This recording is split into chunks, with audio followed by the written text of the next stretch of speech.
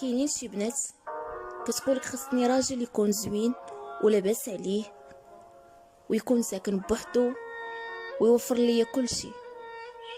هذاك راه غير راجل، ماشي عصا سحريه اللي غادي يحقق لك كل شي.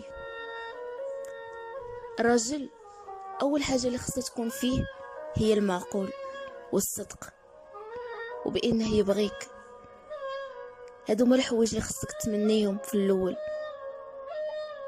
وإلا كان عنده يقدر شي نهار ما يبقى عنده والو، ولكن هذاك الصدق ديالو غادي يبقى عنده ديما. اكيد غادي تبغي انسان اللي يكون موفر لك فين تسكني واشنو تاكلي، ولكن ماشي لواحد الدرجه اللي غادي يوفر لك طوموبيل وبيلا وكل مره فين غتسافروا وكل مره ديري الشوبين. لا، هذاك ماشي جواز، هذا كيتسمى بحال غير نزوه من حياتك. الحاجه اللي معقوله هي تاخدي انسان تبداي معاه من الصفر،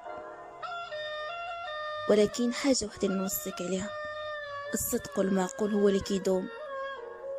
ما تبقيش تقولي خصني راجل اللي يوفر لي كل شيء واللي يخرجني من هاد القهره اللي عايشاها.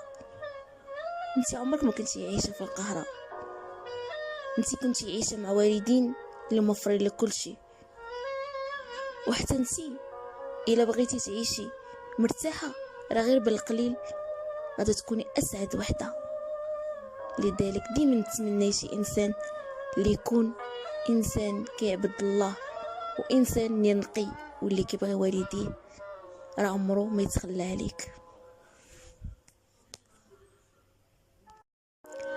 كاينين شي بنات كتقولك خصني راجل يكون زوين ولاباس عليه